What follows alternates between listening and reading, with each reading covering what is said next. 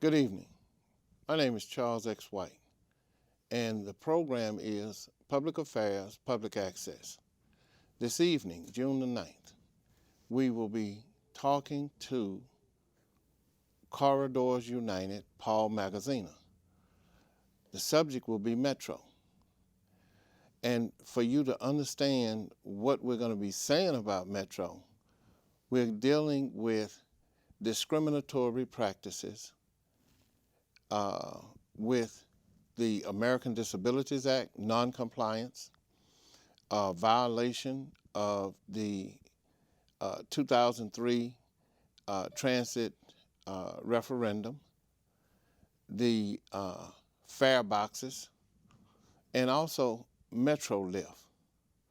So we should be providing you with some valuable information on how your tax dollars are being misapplied and misspent by Metro. Later on in the program, we're going to switch topics and talk about the most talked about issue in certain circles, which is the South Lawn gang injunction. And with the recent action of the dismissal of the case this week. So the first thing I want to let you know is we're going to read the definition of patterns and practice, because ultimately what we are doing as a next step or an action item is we're filing a complaint with the Justice Department. And the specific complaint, a type of complaint, is called patterns and practice. Let me read the definition of patterns and practice.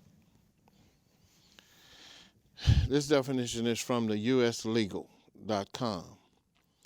Pattern or practice, case means a lawsuit, often a class action, in which the plaintiff attempts to show that the defendant has systematically engaged in discriminatory activities. Also, such engagement in discriminatory activities was especially by means of policies and procedures. Typically, such a case involves employment discrimination, housing discrimination, or school segregation. A plaintiff needs to show that a defendant's behavior forms a pattern or actions or is embedded in routine practices. However, inferences of executive or officially complicit may be drawn from a consistent failure to respond to complaints or implement corrective measures. Now, Metro has failed to implement corrective measures. Now, I want to repeat that. Metro has failed to implement corrective measures. Now, there's a embedded meaning in what I just said. Metro will have you to think that they have taken corrective measures, and the corrective measures have corrected the pattern or the practice. Well, our subject matter expert, Mr. Paul Magaziner, will explain, particularly I think when he gets to the fare box conversation, how they juggle the numbers, cook the books. You know what I mean. Mr. Magaziner. Charles, good evening. Good evening. We're here again. We find ourselves at this location again. Well, talking about the same subject. It's a complicated subject. That's a good answer. Now, let's dig into this, and we're going to try to use excerpts of our discussion, because you have mounds and mounds of paper. You have, I guess, I don't know, maybe 500 pounds of paper that we've had at one time going to meetings. Can you give us a concept of how much paper has been involved with this? I've read tens of thousands of pages, and I've printed tens of thousands of pages. And in order to understand Metro's financials and their operations, you've got to go through voluminous documents. You've got to do a lot of taxpayer requests. At one point, 2 or 3 years ago, Metro was saying that I cost them a couple $100,000 a year just to keep up with my taxpayer request. But listening to you the last 3-4 years, the only way to go at something and to get something to change is to know the facts. And so that's what we've done. We've just dug a lot deeper into Houston Metro. And what I see is a highly discriminatory organization. And the discrimination is aimed right at the low-income minority communities. And, during the last election for the mayor's office, you hear words like transparency. You hear words like shared sacrifice. One of my favorite words is equity. Well, there's no equity in the way Metro spends their dollars, none at all. And in fact, it's highly discriminatory. Each of us in our households, we get to choose what we're going to spend money on. New roof, new water heater, new carpeting, a car. Well, the Metro board, which is basically 9 people, they have the same choices. And for the last 6 years, 7 years, I felt like the way they were spending their money was highly discriminatory. And it was for cause. They're very involved in bringing out, for instance, rail and what they spend on rail. But the backbone of Houston Metro is the local bus system. The local bus system carries 75% of the riders. And not rail. No, rail carries 10 or 12 or 15%. The park and rides carry 10, 12, 14%. It's the local bus system that's the backbone. And just this week, I thought I would update my information on the age of the buses. And I knew that the average age of the bus on Houston streets was about 8 years. A year ago, it was 9 years of age. So in other words, the average bus that you see on the street, that bus was purchased 9 years ago. Well, what's supposed to be? Is it a standard Yes. lifespan of a bus? 12 years by FTA. FTA standards is actually the word used. If you look at Metro's latest bond offering in 2016, and you've got to be somewhat truthful when you're selling bonds, they say in there, the FTA standards say the average life of a bus is 12 years. And so it's 12 years. And so the average bus that Houston has was 9 years, so I thought I'd get some new information, and I did. And I was really surprised. According to this, which is February 2016 information, Metro has a fleet of 1,240 buses on the street. How many buses, Charles, do you think are 14 or 15 years old today? Out of the 1,200? Out of the 1,240. 200. 390. That's 31% of Metro's fleet is past end of life. And the reason 31% now. Right, this second, 31%. 1 out of every 3 buses that you see on Houston streets are 14 or 15 years old. Now, I talked a minute ago about where you choose to spend your money. So every year, Metro is supposed to buy 100, 120 buses for a 1,200 bus fleet to keep it an average age of, let's say, 7 years. But what this last Metro board did is they failed to buy any buses in 2012 and 2013. And the reason is simple. They chose to spend the money on rail or some park and ride lots. So your main form of transportation is bus. You've abandoned it. That's just one of the problems I've got with them. But for instance, right now, Metro's doing what they call their mid-year budget for 2017. And in that budget, they're going to spend $62 million on buses. That's 120 buses. Each bus is about $400,000, $450,000. And they buy different types, but let's just use that average. You got 390 of them that are 14 or 15 years old today. They're going to buy 120. So where are they spending the money? And so when we look at the proposals for the mid-year budget, we see that they're back at it on political projects, things that do not help the average working person that's transit dependent in Houston. And this is what we've been fighting for a number of years. And following your lead, we've been doing this for a long time. And we were ready to file another Title VI last April or May against Houston Metro. They were doing something at that time called the New Bus Network.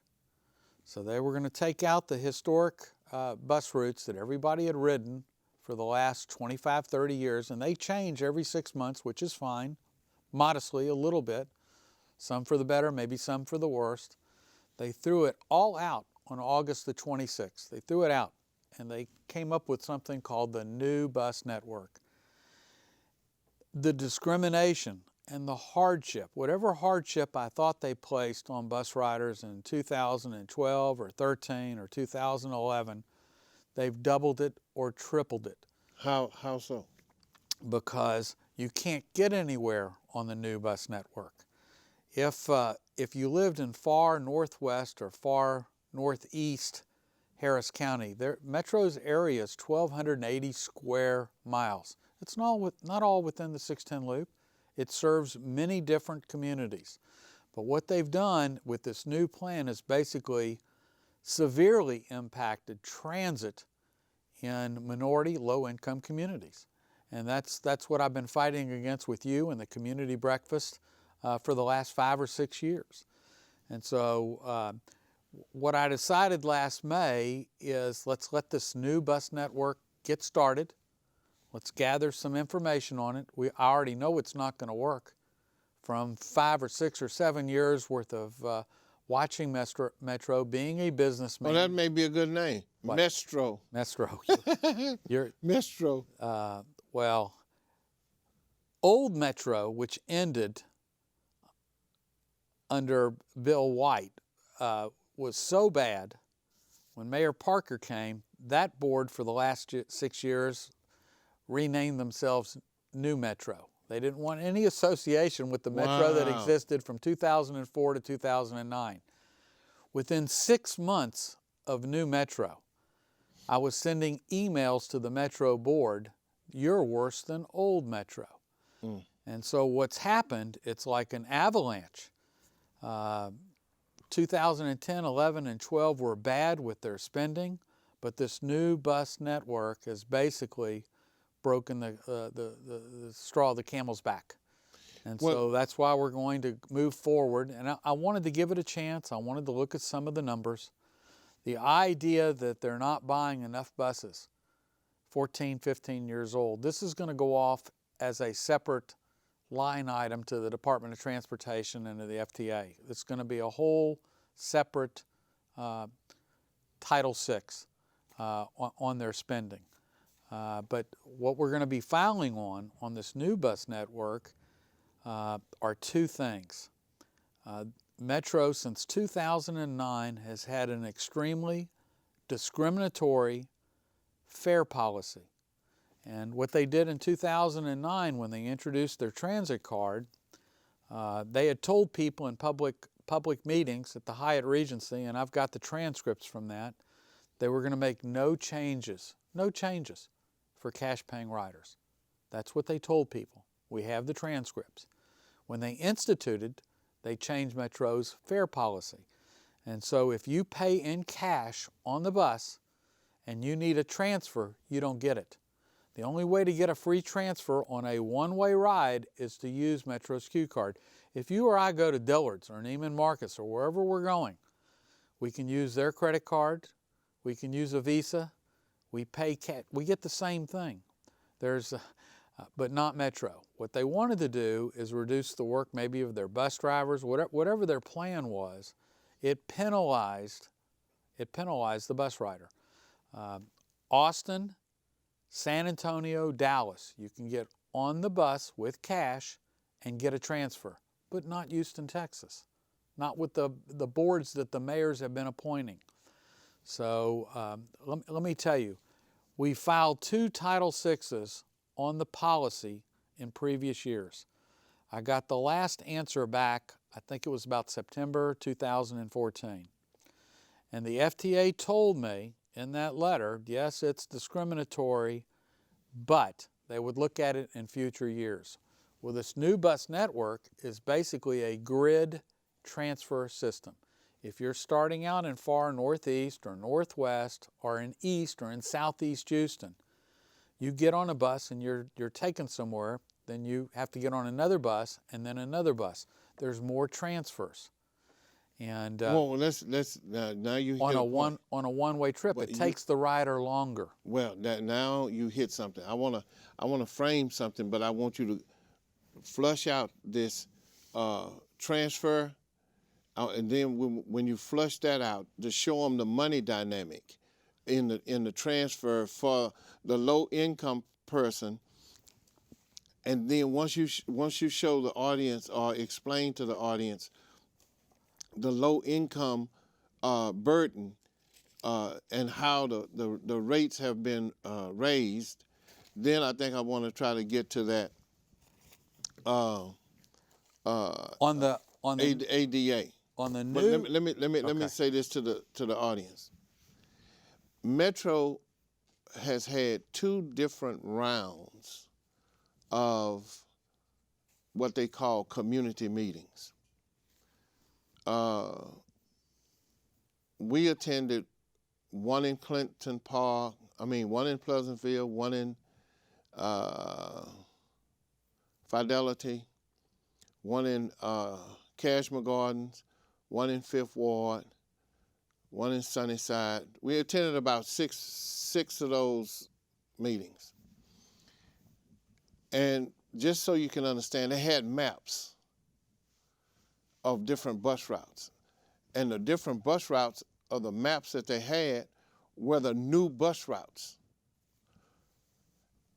At every meeting, there were over 70 people at every meeting, including bus drivers. At no meeting that I attended, and we videoed 4 of the meetings, the entire session,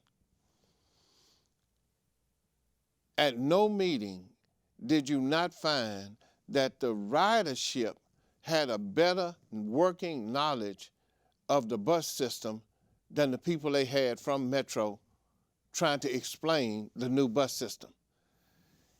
In one case, there was a driver who had driven and still drives for Metro now, part-time, for 34 years. And he explained to Metro about a study that was paid for under Delibrio, and said that study confirmed that the bus system that Metro has is needs about 20% tweaked. But what Metro did in their, say so, reconfiguration with the new Metro, they are forcing people to make double and triple transfers, which is double and triple money, and it's taking them further out of the way, where the old transit system was a direct or one change. Now I have 3 changes, and it forces you to ride the rail. That is by design. That is urban planning at its most corrupt worst. So I just wanted to frame that for the audience, Paul, and then y'all want to get, and I want you to know these figures that Paul is talking about and using, these are all Metro figures. I'm going to go back to that one bus driver. He works for Metro.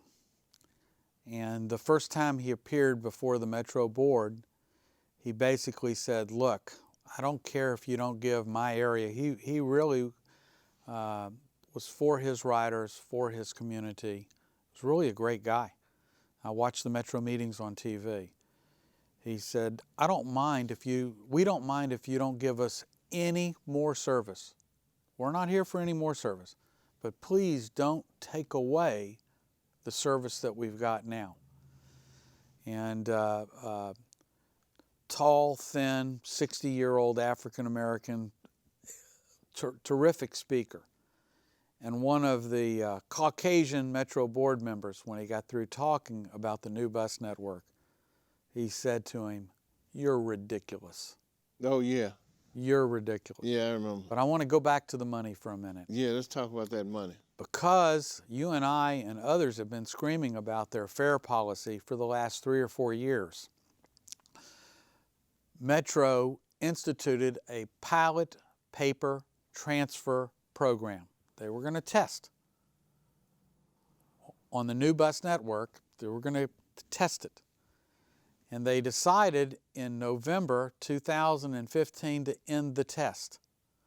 They said only 4% of our riders are doing it. It's just not working out. Too few people pay cash on board the bus.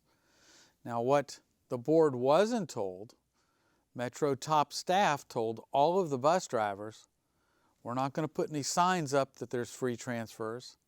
We don't want you to offer free transfers. It was like the pilot, they sunk their own pilot program. And what I've been after for the last few years is to put new onboard point-of-sale equipment on board that would take their Q card, take a Visa card, or take cash and give a transfer. That's what Austin, San Antonio, and Dallas does. And this equipment would cost about $5.5 or $6 million, which is nothing, but it would give equity, the same type of equity if you get on a bus and you're able to get a ticket that you have at a rail platform. You have it at the rail platforms, but you don't have it on the local bus. But basically they submarine their own transfer program because they didn't want it to happen. Let me just show you in March of 2016. And my request is please give me the revenues collected on board the buses, the trams, and the park and ride lots. And it needs to be broken down as the cash, Q cards, at the vending machines, at the ATM machines, etc. In the month of March, Metro took on-board fixed route buses $1.429 million, $1,429,863. Their total fare revenues in March were $5.9 million. 24% was paid in cash. So Charles, you tell me on the paper pilot program how only 4% of the people are paying 24% of the revenues. Well, let me tell you what's happening. They're paying twice and they're paying a third time. Their Metro is stealing $300,000 a month, maybe more, maybe $400,000, and this is people's milk money, bread money, rent money, doctor's money, and they don't want to do anything about it. And you know, for the longest time, I'm wondering why the Metro board, these 9 people, don't just tell the Metro staff, let's get some new equipment on board. Here's your answer, Charles. 1/3 of their fleet's 14 or 15 years old. Why would you want to put brand new equipment on buses that you at some point have to replace? That's what it's all about. So it's better to steal the money. As a matter of fact, 2 months ago, they started a procurement to get these new onboard fare boxes. And that procurement was going to take 6 years. They weren't going to physically buy the hardware to the year 2021 and install it in 2022. And I sent some really derogatory emails, and they quickly pulled that item off. There's been no procurement that Metro's ever done for something as simple as onboard bus fare box equipment that took 6 years. Didn't they buy some equipment that wasn't even assembled or wasn't functional? Do you remember when we were talking to them about that? We've talked to them about so much. Is it something about is it calf cart? Well, those are their rail cars. Yeah. What they did is they put out an RFP, a request for proposal, to buy new rail cars. This is taxpayer money. Taxpayer money, 39 cars. And in the request for proposal, they said the cars that we want to buy must be interoperable with our existing fleet. In other words, you could put one of the new cars and one of the Siemens, which is the old car, and they have to be able to operate together. Well, they only got 2 bids in June of 2011. One was Siemens. Those cars were interoperable. The other was CAF. Those cars were not interoperable. Instead of throwing the bid out, they ended up buying the CAF cars. So they ignored. That did not match. That did not match. And CAF was the same company that they had done a contract with the year before. And the federal government said, you can't, it's illegal. They made them break the contract. Metro gave CAF $26 million. Then they went out for the second solicitation. Metro is all messed up. Metro's real estate practices, Metro's procurement practices, Metro is discriminatory on their capital purchases. But I'd like to turn back to the new bus network because of all the bad things they've done, and they've done plenty. You know, you have a referendum in 2003, you're going to build 5 alignments. Well, they switch it off of one street. You tell the voters in all the educational back in 2003 they're going to secure FTA financing 50%. Well, they built Harrisburg for $600 million in cash. You want to know why your buses are so old? They spent $600 million on what's going to be the worst financially performing rail line in America. Wait a minute, say that again. What you just said about the worst performing. The Harrisburg rail line, which is 3.25 miles, which has been under construction since 2008, it's still not complete, has cost Houston taxpayers $600 million. It's cash, it's Metro cash. They sought Tax cash. tax cash from our sales tax. Yeah. Yeah, but what they had told voters in 2003 was we're going to secure 50-50 financing on all rail alignments, and they didn't. They knew they had environmental problems. Metro is one big bait and switch. One big bait and switch. But I would like to, if you'll allow me, to go back to this new bus network. So you and I and others decided we wouldn't file the Title VI last April, May, June. And we thought, all right, we're going to start accumulating some data on the new bus networks. Maybe Paul Magaziner's wrong. Maybe it's going to be great. I wasn't wrong, and the numbers show that. And then we had, in September, October, Metro's starting that. There's a mayoral's race. And then I thought, well, we'll wait and see who wins the mayor, who becomes the next mayor, and we'll go to the mayor and city council with our problems. Well, local authority in Houston, Texas is broken. You, me, and one other gentleman went to see Councilman Green in the summer of 2015, and we begged. We need a City of Houston transportation meeting. This is before the new bus network. Yeah. So that we can present our evidence to City Council, elected officials. And Councilman Green told me at that point, and told you, and told the third person with us, Mayor Parker will not allow that. Well, guess what? Mayor Turner's not allowing it either. Mm. I've asked Councilman Green, I've asked Councilman Davis, you know, local authority's broken. And so guys like me who want to do things for the community, I don't ride the bus, you know, we're left with filing a Title VI or doing whatever we've got to do. But I want to turn back to the new bus network. Okay. The new bus network from 2012 on, they did a study. It took them about 2.5 years to do. It was a sham from day one. Mm. They awarded a contract to an engineer, a local engineer, Houston, Texas, that had never done a study like this before. $1.2 million. Okay. This guy, would you go for brain surgery? It's somebody that's never done brain surgery. So again, it's a procurement issue. All right. So now they've got the right engineer. They've got the right engineer. So now they bring together a study group. The study group is made up of TERS and management. They had 1 or 2 bus drivers. What's the TERS? tax investment zone. Okay. It's people that don't ride buses, Charles. It's people that are getting taxpayer dollars.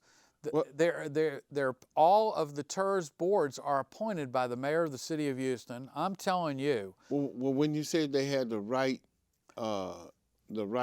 Because engineer, what you mean? they had, well, in my opinion, they had someone that they could somewhat control. There were 5 or 6 bids for that contract. Okay. The company that came in number 2 was a company called Nelson Nygaard. Okay. Nelson Nygaard has done similar studies for San Antonio, Austin, Dallas, Atlanta, Miami. They'd done 25 or 30 of these. Mm-hmm. They lost the bid. Oh, wow. And it wasn't a price deal. It was qualifications. So the local engineer got it. All right, so that's put aside. The next thing that happened at Metro is they called together a study group.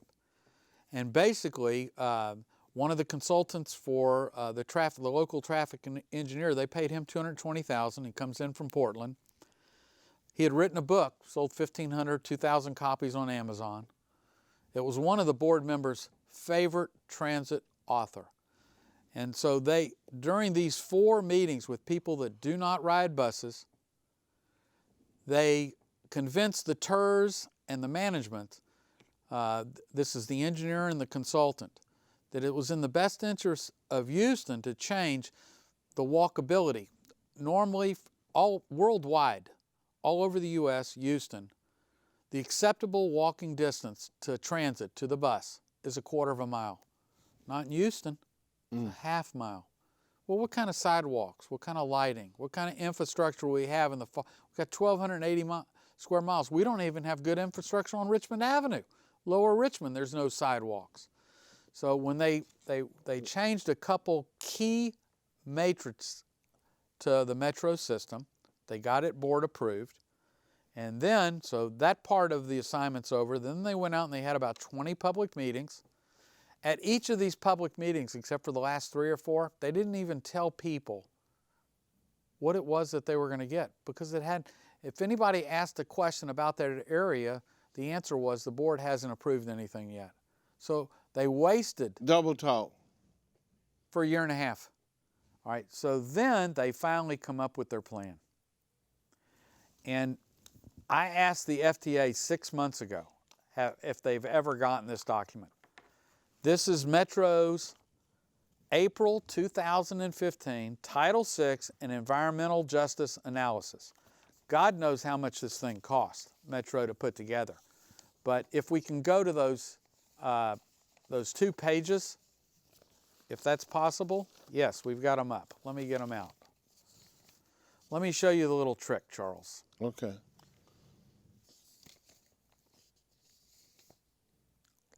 11 and 12. Here's the little trick. You had the TERS and the management. They changed walkability. You've got 20 sham meetings. Now Metro, behind the scenes, is putting together the new bus network, which totally threw out the old bus network. And so here is the document. Peak travel time patterns with reduced travel time.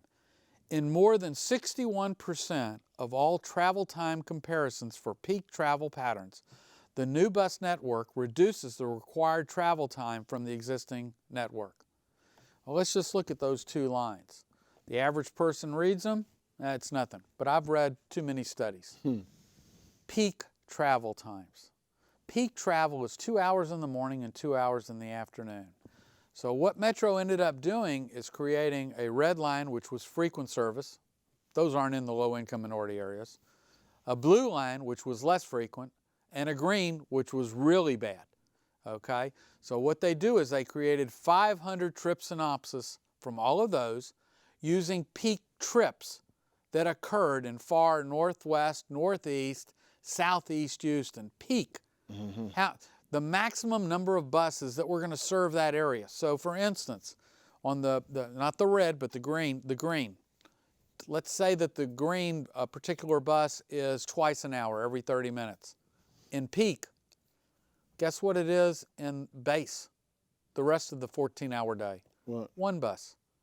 So they examined their trip times for this beautiful report, which shows out using the 4 hours of day where they have the maximum service in the area, it's an 18-hour metro day, 17-hour day. That's how they beat them. So in 61% of the instances, it was better under peak. Well, my question is, what would it be under base? Would it be 40%? 30%?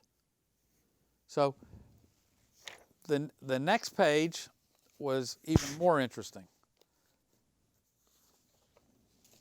In another 34% of all travel time comparisons for peak travel times, the new bus network increases the required travel time from the existing network by less than 15 minutes.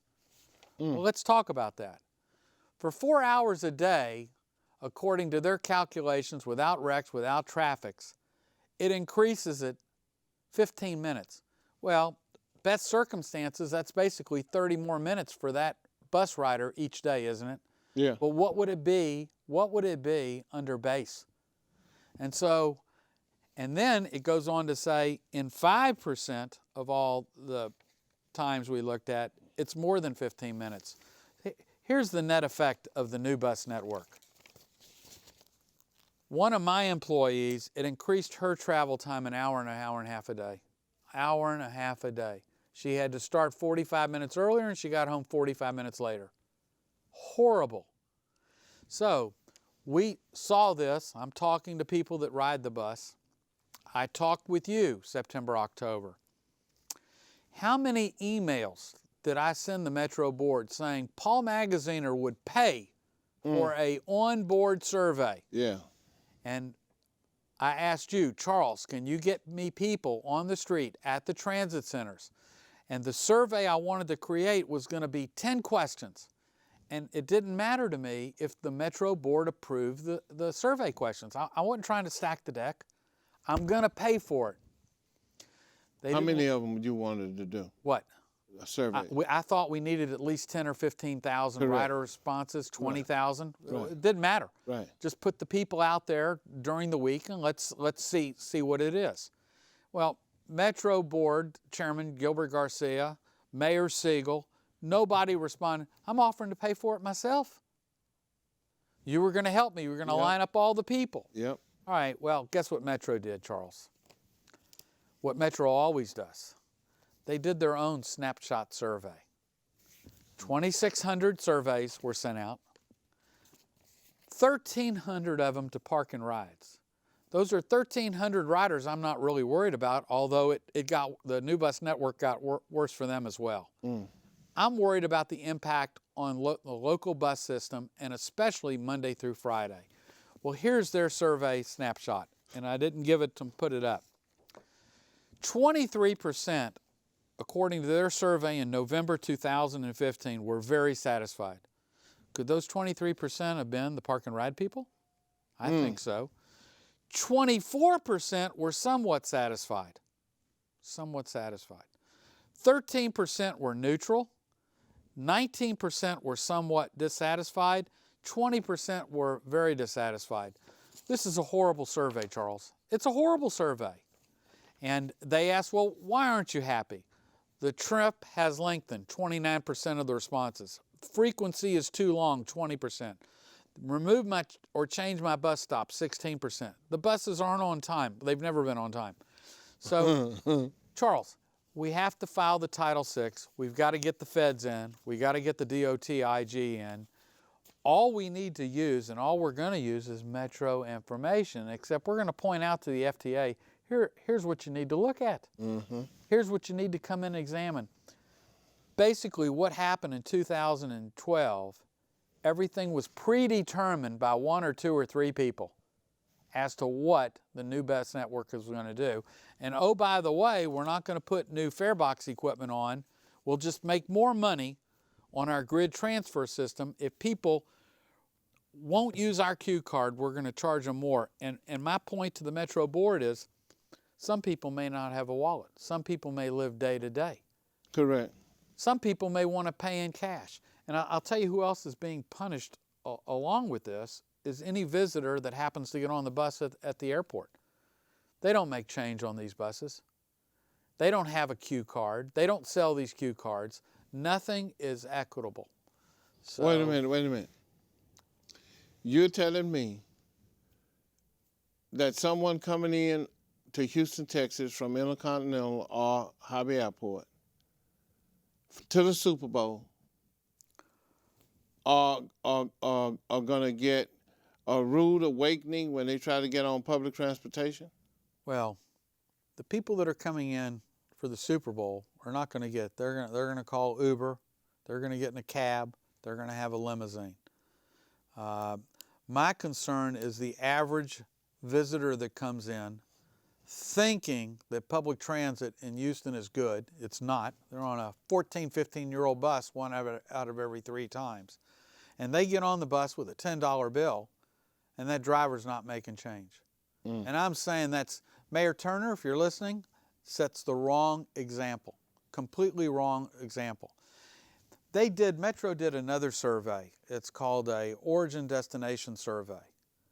And they were supposed to do this survey and have it completed before they did the new bus network, FTA guideline. They never did it.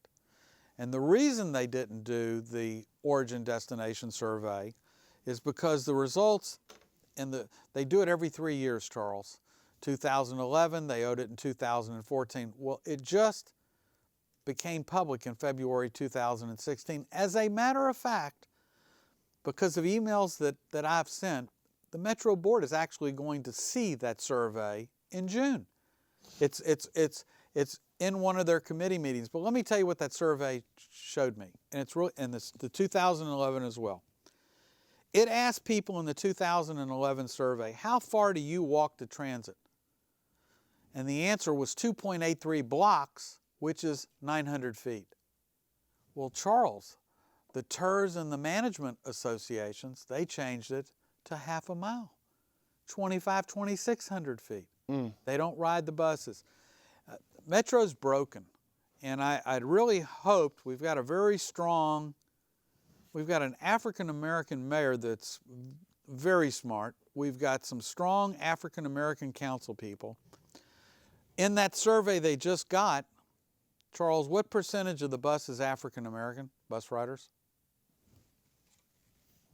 22%. No, I'll tell you.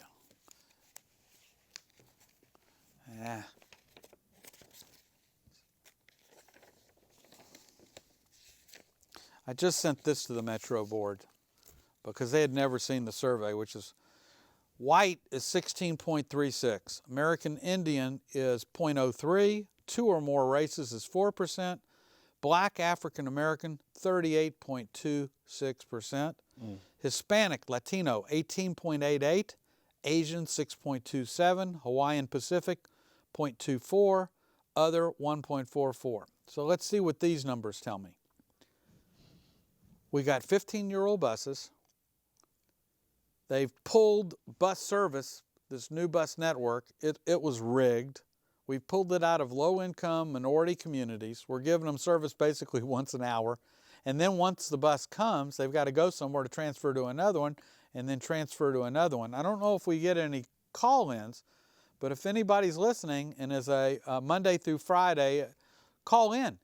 Are your trips better or your trips worse? Because I think what we're going to find is the average rider for Metro, it's taken them an hour longer. I'm going to skip over to one other thing. For the last 6-7 months, I've been tracking the new bus network revenues. They're down 8%, Charles. We have lost 8,000 to 10,000 riders that used to use Metro. They're now in their cars. More congestion on the street. Metro is the anti-transit entity in Houston, Texas. They're adding to our congestion by making their bus. They want a service on Bissonnette. They want a service on Westheimer. What about the Post Oak? Thank you. Post Oak. Metro's fixing to spend $120 million in their tax dollars, our tax dollars, on a guideway that's not needed, not wanted. It makes no financial sense. Since 1985, Metro has attempted to use their park and ride lots 7 times. Go to this park and ride lot. We'll get you to either Greenway Plaza or Uptown. It's failed every time, Charles. Low riders. Since 1985. Since 1980. And we have an internal Metro email that we've distributed to Mayor Turner, Mayor Park. It doesn't matter. Nobody's looking. So, you know, these guys it's a big field of dreams. So they're fixing to waste $120 million. I sent an email today asking if I could appear before the Metro Budget Committee, because I'm going to go in, and all I'm really doing when emails to Councilman Green or an email to Mayor Turner is just making sure they can't say, I didn't know that. I didn't know that. We're telling them. Let's look on that point, because we're going to transition into this South Lawn gang injunction. We have about 10 minutes left, and give us a closing point, focus as to what we're doing, and why we're doing it, and then we'll transition, and then the IT guy. Mark, we'll transition. I think I want you to put up that slide, but give us a focus. Monday of next week, we're going to send via UPS to the Federal Transit Authority in Washington, D.C., a Title VI. Okay. And it's going to have this document. It's going to have a 2012 Title VI document. It's going to have a lot of other documents, and it's going to have a cover letter. And then we're going to keep our fingers crossed that they're going to come in and look. But the second thing we're going to do next week is we're going to send the same information to the Department of Justice, Patterns and Practices, which has been a very active division for busting discrimination with the police departments in Pittsburgh and other places where it's necessary, where they've just had discriminatory. So we're going to do those two things. And then if anybody can help us, what we really need to blow Metro wide open is a 2-hour meeting in front of Councilman Green, Councilman Davis, Amanda Edwards, the City of Houston Transportation. I want to talk about these things. I'll bring in a pile, and I want Metro at the table. Let them defend themselves. Let them say why what we're saying is not true. That's fair. This is what I want to close on this and let the audience understand. One is, if this data interpretation analysis is incorrect, then Metro should be able to defend their own figures. And I want to just make another comparison. When HISD and the bond issue, and HISD closed 77 schools, and I think 57 or 63 of them are in the black community. We took Metro's figures, HISD's figures, came up with a different outcome with the same figures. And we filed our Title VI. HISD will soon, this year, be under federal oversight. And they're working out the process now based on our filing of a Title VI with the Department of Education. So I just want to encourage the listening audience. Yeah, it may take us a while, but the process works. And that is something that the system is not encouraging us, even though they may say it. But when we try to use the system to improve the condition, then we are demonized and given the runaround, the delay tactic, or we don't want to respond tactic, whatever reason they use as an excuse, not to meet with us, just to discuss their own figures. And we even told them, we'll go point for point. If you want to talk about one thing, purchasing, ridership, American disabilities out of compliance. People can't even get their scooters on the sidewalk, and then if they do get on the sidewalk, when they get to the bus shelter, it's not ADA compliance. So this is a long process, we know. But we want to encourage you and continue to encourage Paul to not get weary, just keep steady the course. We're going to take a slight transition, and we're going to talk about the South Lawn gang injunction and the dismissal of the case, and we'll have what I think about 6 minutes to bring you up to date on this. The South Lawn gang injunction was dismissed this week. And for those of you who may not know what that was about, the city of Houston, Harris County, I should say, has filed 3, sometimes some people say 4, 3 different injunctions that we call gang injunctions because it's supposed to reduce crime. They've done it for, I think, numbers like 20 and 40, but in the southeast part of Houston, it was 96 young black men. Now, the first point is that I'd like to say is what notion that is attempted from the system is to say that we are anti-public safety. Just hold that thought. 96 guys have been filed on an injunction to be banned for life. Well, unconstitutional, only all black young men.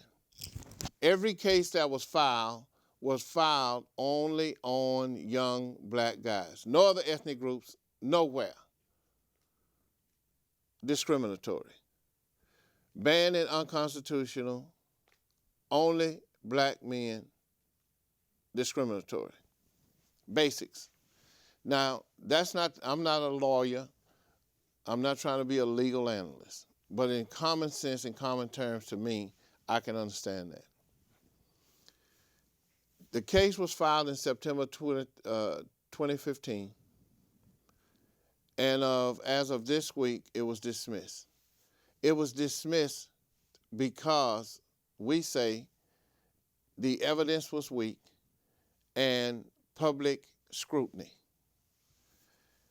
We want to thank all of the people that were involved with making phone calls to the DA, county attorney, the social media groups that helped us tweet everything out, the people that helped with the research. We want to thank everybody for what you did as a team effort. And sometimes we didn't even meet. We just had the same mind to do what was right or what we understood was more right than wrong. And ultimately, we have a minor moving of the needle closer to the center. Paul mentioned the word equity. That is what that project, as I call it, project with the South Lawn gang injunction, it became a project.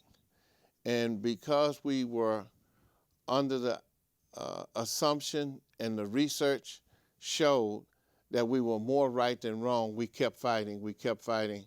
And we want to thank the DA, Devin Anderson. We want to thank the county attorney, Vince Ryan, for them coming to the decision to drop the case. Now, we had a press conference today. And the headline in the press conference, gang injunction dismissed. Not so fast. The community wants a continuance. So they said, well, what does that mean? The answer to the continuance is we want a memorandum of understanding with the county that lays out the rules of engagement for the next time in the future. See, one of the things that happens in law enforcement, it's always got to be a bad guy, and the bad guy is always the community by default, not by proof.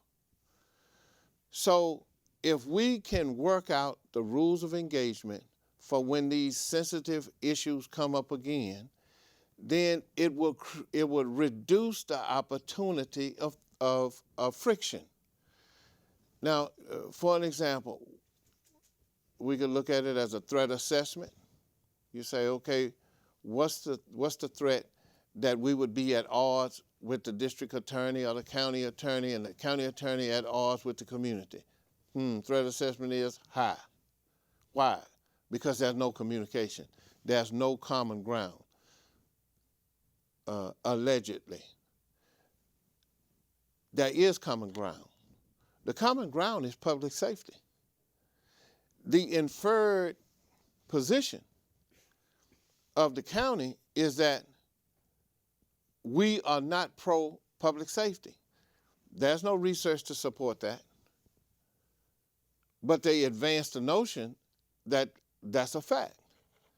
So in reality, we do have common ground. Common ground, public safety. Now from that premise, since the DA or the county attorney or police department, sheriff say what they want to protect the community wants to protect itself. The community wants the level of service that they pay taxes and been paying taxes. The area of South Lawn, that particular apartment complex, when the HPD had a citizens ride-along program in the 80s, I rode along with Officer Gary Hicks. That same apartment complex was our first stop. And it was shooting going on in 1988. My point is this. The DA or the county attorney did not have to create a gang injunction with a low threshold of the ability to incarcerate or lock up people. They didn't have to use that tool because they jumped over 3 proven, accepted methods of policing to get to that. But guess what? They didn't show us any empirical data, research, assessments on why the other 3, there are basically a lot of different policing styles. Sometimes people say 7, sometimes they say more. But the 3 policing styles that I have researched that would work in that instance is hotspot policing, predictive policing, and neighborhood-oriented policing.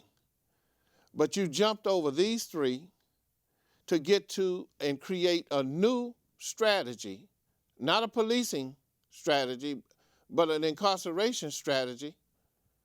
But you jumped over these 3 policing strategies. And you did not come to the community to show the community, like Paul has all that data. Show us your data. Show us the data that you have to say that predictive policing didn't work. Hotspot policing didn't work. Neighborhood-oriented policing didn't work. Well, where's your corrective action plan for when you did do the analysis to say this doesn't work? Well, what was the corrective action plan? So you're telling me you have 3 standard modes of operation that's used with police departments around the country, and you are telling me that you had to create another one. We're running out of time. This is Public Affairs and Public Access. We'll be back next week with another show. And thank you for listening. Tune in or be tuned out. Is that it? Are we through?